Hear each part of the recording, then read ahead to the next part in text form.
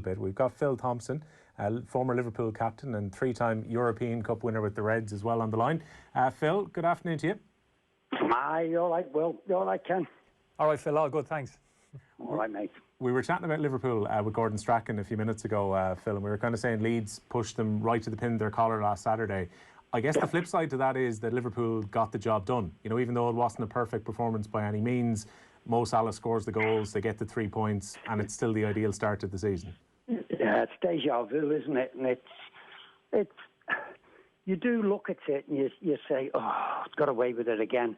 But I think it's like any of the top teams, and when you are sort of, you're on your game, I don't mean everything's going according to plan, you find a way. And I think you scrape through. You do realise it's early days, the pre-season's not being right for anybody. So it's a little bit of a sort of toss-up how you're going to perform. Now, I wasn't surprised about Leeds' attitude, energy for it. They were up for it. I go back to the Friday night start of the season last year, Liverpool playing Norwich. It turned out for one. But if you looked at that game, the same thing again. Norwich could quite easily have got a draw out of it. They had a lot more chances than what Leeds did. We were a little bit loose on our finishing, and I would totally agree. Couldn't argue is that just sloppy defensively, which is Van Dijk as well, which was and Joe Gomez for their first goal. I wonder with Van Dijk as well, Phil, when it comes to it, like it was a lax moment from his point of view and a definite switch off. We've kind of praised him so much over the last couple of years where he'd control the ball with his shoulder and he'd look to turn and he wouldn't take the simple pass. Do you think it was just a case of maybe Van Dijk being a bit too confident in his ability this time round when it should have been just a ball coming over his shoulder, tap it back to the goalkeeper and turn around? Listen, for the amount of mistakes what Virgil van Dijk's made over the few seasons what he's been with Liverpool, I'd accept that. We got away with it, you could say, by winning 4-3. But if Virgil goes through the rest of the season with one or two mistakes, but it doesn't cost you, they're the things that really start to worry you. When you make mistakes and it costs you points, that is when you have to have a real look at yourself and think, hold on a minute, am I taking things a little bit too easy? You seem towards the end of Project Restart, towards the end of the season, once the league was wrapped up, you've seen very lax results from quite a number of players. When we look at Arsenal, when we played away, Alisson and Van Dijk both making errors, which they wouldn't normally do. You don't want that to creep into your game. And I think as a centre-back, I tell a lot of people this, you have to minimise your mistakes. The least mistakes you make, the higher up the table that you get. Kenny will know, being a defender, you keep making those mistakes, people latch onto it, and if I'm then as a coach, I'm saying, be ready, he will make a mistake, and you have to be ready to capitalise on it. Kenny, when it comes to that mistake from Virgil van Dijk, we expect this to be, an absolute outlier. This is something that's happened, an absolute one-off. He very rarely makes any mistakes. No, he doesn't. The best defenders make the fewest mistakes. It's as simple as that, and they are few and far between. And that kind of arrogance which he has, that kind of aura of invincibility, that kind of inflated ego, whatever you want to call it, it's well merited. Actually, he has been that good, but that was one of those decisions. It was just a poor decision. That was a high degree of difficulty what he tried to do. I mean, that ball had been there, defender going back towards you, and Phil has towards your penalty box. It's the diagonal ball. You kind of lose flight of it. You're trying to anticipate almost where it's going to land. So to take that on the outside of your kind of right foot and scoop it back over to your, I mean, you're talking like a high diver, triple pikes, that twist that is the whole shebang, like. So, yeah, you just have to be a little bit careful. And Phil's right, can't make too many of those mistakes. Has this aura of invisibility about him. He actually dominates opponents mentally. Almost they think, I just can't break this fella. You make too many of those mistakes, it gives opposition forwards a little bit of encouragement to get a little bit maybe braver in terms of maybe trying to take you on. But I wouldn't single out Van Dijk. For me, it was that Liverpool defensive line again. Phil spoke about the Norwich game last year, and it was very same in terms of that kind of high defensive line and kind of not dropping back into the space together in a kind of cohesive unit, just maintaining that high line and being susceptible to kind of people timing runs in behind and balls being played in behind. And Leeds did that. We spoke about it with Gordon.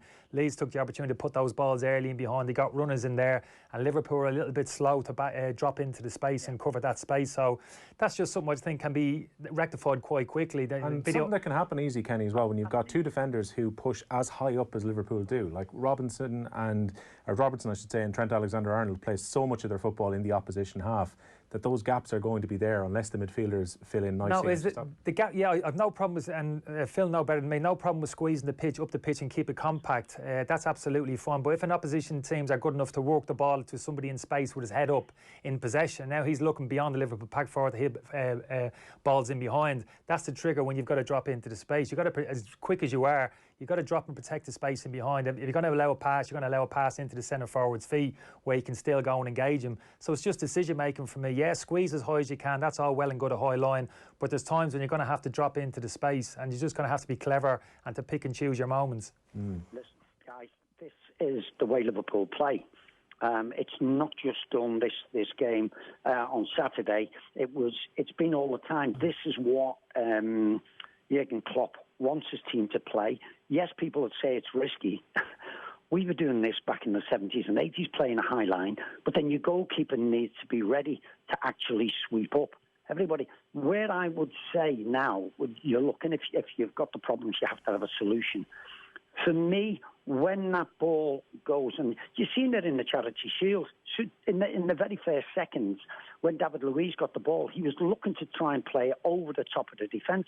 Teams are talking about it. You have to do it because that works best. I think where we are just knocking off a little bit, we're watching the ball and it's going, it's now, they're playing the ball over the top, we're not reacting quick enough. As soon as that ball leaves his foot and you realise it's going into the space, you have to then be already, you have to hold your line because others are, and that's what we have to do. But as soon as we are reacting too slow. When Leeds got the one, fantastic control, comes inside, but I thought Joe Gomez gets across there too late, plus he's getting too close to Trent, and the one touch takes the two of them out. And I think as that ball's gone, boom, Joe Gomez is in a better position of supporting Trent Alexander-Arnold, sort of being between 5 and 10 yards away, because if he does go past him, I can get there. But the two of them ended up, because he doesn't react, the two of them are ending up 2 or 3 yards away from each other. Phil, when it comes to motivation for Liverpool this season, like I get the feeling that for the entire city, not just for the team and for the club, there was a massive weight lifted when the trophy was eventually lifted after a 30-year break a couple of months ago. Liverpool have had this kind of, under Klopp, look, they've had remarkable standards. You know, they've gone to nearly 100 points the last 2 seasons. They've been to back-to-back European Cup finals 2 years ago. They went to a Europa League final before that. But will the motivation be as strong, do you think, for Liverpool this season to try and retain the Premier League as that desire would have been there to finally get their hands on it last season? See, well, this is where people say, is this the best Liverpool team that there's ever been? It's close, but you have to do it season in, season out. In the last 10 years, there's only been Manchester City who's won back-to-back titles. That's how hard it is in the Premier League. It comes down to motivation, self-motivation, how you can drive. You have to have leaders in your camp who are making sure, looking people in the eye. We have to quote, go again. And people say, well, shouldn't that always be the case? It's not. We're all different. Kenny will know, being in the dressing room, looking people and going, he's not up for this. Going out between 5 and 10 minutes before kickoff, when they come back in, you're going, you look people in the eye. So you've got to be self-motivated. Then you have to have your teammates, you like your Henderson and Milner. We need to have this right today. And then your staff come in to play. Jurgen, not just Jurgen, but as the army of people that they have behind them, ensuring that they have this mentality that you go, and you can't do it for 1 or 2 games. Greatness comes from doing it over the 38 games, going again, taking what down that might come around the corner and go again. And it doesn't come easy. People think, oh, they're getting paid these fortunes. It is still to motivate yourself. And I think that is the only time this team will really be total greatness is if they go again and go again. Not they don't have, but they're up there, and I think they'll be challenging Manchester City for the title. I'd still tip Liverpool to win it. I do think we're that good. Phil, I want to ask you about Jordan Henderson, because we had plenty of discussions here at the tail end of the year when he was named as the Football Writers' Player of the Season, and some people thought it should have been Sadio Mane. Others were arguing that maybe Kevin De Bruyne should have won it, but he was named the Football Writers' Player of the Year. He's back fit again and was playing for Liverpool for the first game of the season last weekend. Yep. What does Jordan Henderson bring to this team then? Is it down to leadership? Is it down to just being a good shield in front of the defence? What's his best quality then? Well, he's not a shield. I don't think he should have played last week. It's my honest opinion. I don't think he played enough minutes, because still coming back from injury, he wasn't quite right. And I knew it was going to be one of those games. Now, I think we missed Fabinho sitting in front of the defence. I think he was trying to save Jordan's legs by playing him as the holding one. And I don't think he was quite at it. What does he bring? He does have this experience now. He's been at the club. He knows the demands of what the fans, what the club, everything that comes with it. He tries to impress upon his teammates. He is focused more than, probably not as much as Milner. Milner doesn't play all the time, but he's focused on the needs of what it takes week in and week out to play for the top team, and he impresses that on people. Plus, I think he's improved dramatically with his ability, with what he sees in the game. Because when Fabinho plays, he plays to the right or the left, and him and Wijnaldum have this great energy where they do the high press. They can get there time and time, not once or twice, time and time and time again. And he sometimes takes the game to play. So, and he's got a better final ball than what he had in his first couple of years at Liverpool. So, as you can see all round, I think he was a worthy winner. Because I don't like these players who are sort of flavour of the month or flavour of a few months.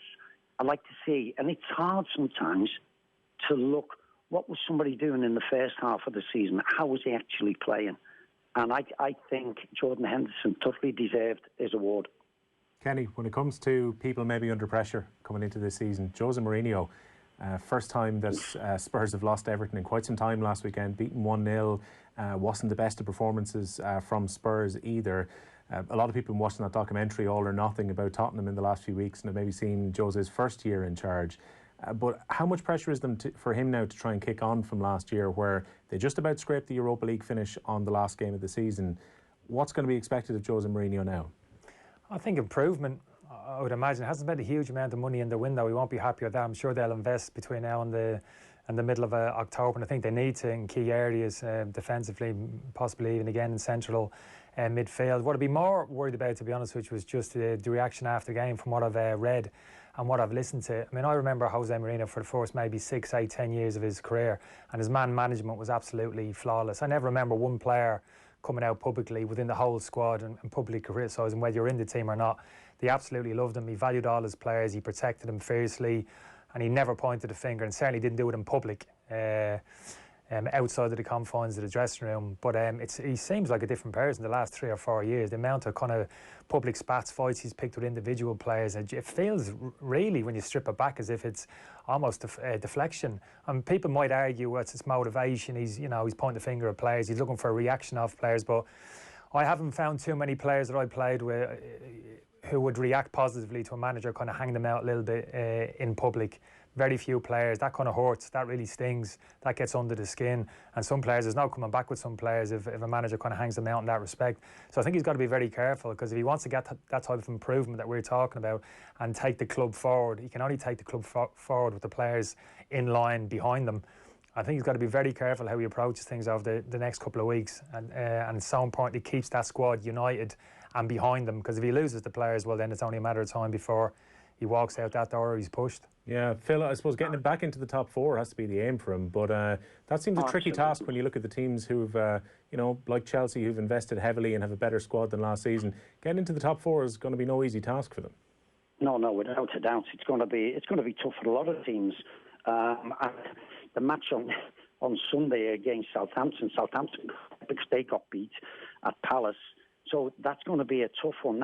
And you look at some of the players, again, coming back to self-motivation. Will they be up for this game? Will they see this game as being sort of, oh, well, this is a dangerous game for Spurs. And I still don't think he has strengthened in the defence enough. And I quite agree with Penny. What he did do in those early years, he identified his leaders. He got them on board. And you get the leaders on board and you make sure that they can then get across to the players all what you need. He's lost that. I couldn't believe, and I'd have to be honest, couldn't believe he got the Manchester United job. He didn't suit Manchester United, their sort of ethos at the football club. And likewise with Spurs, the way Spurs like to be, how they like to play, Jose likes to do things in a different manner. And so now he goes in there, people stay in a position, don't come out of position. Spurs were very, very fluent under Pochettino. But Jose's way is, I'd rather sort of have a clean sheet and us get a draw out of it, clean sheet, than anything. That's not the Spurs way. I thought he was very fortunate to get such a high-profile job.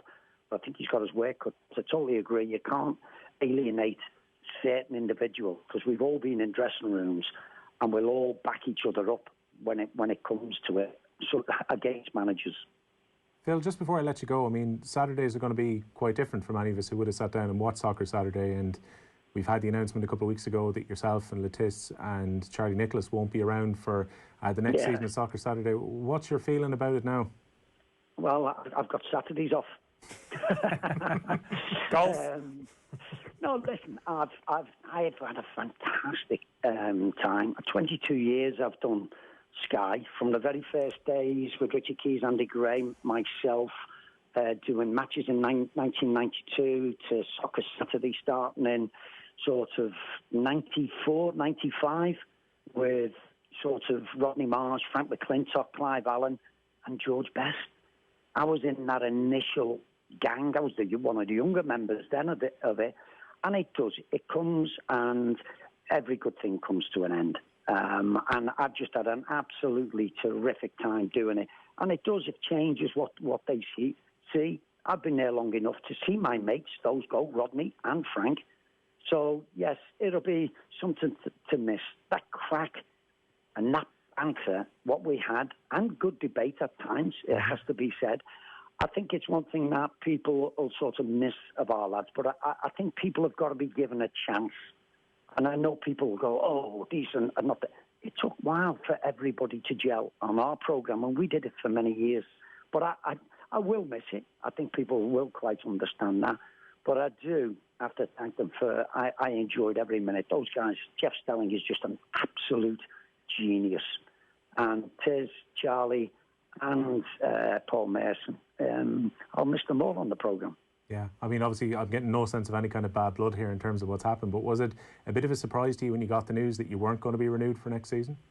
No, to be honest, Will, we've been talking for the last 18 months about sort of the exit for me, because sort of me being older than everybody else and the show having to evolve, but there was nobody there ready to sort of change. So I did have a bit of an idea. You'd have to speak to Charlie and Tiz how they reacted to theirs, but mine was, it's always a shock because you always think you can do this until I'm 90. But, it has to evolve, and you've seen Andy Gray and Richard Keys move on. So, it's there, but no problems with me. Phil, thanks a million for joining us on the show this afternoon. Pleasure, Will. Cheers, Phil. Kenny. Take care, pal. You're watching at the moment, and you will be until around 6 o'clock, our Off the Ball football special.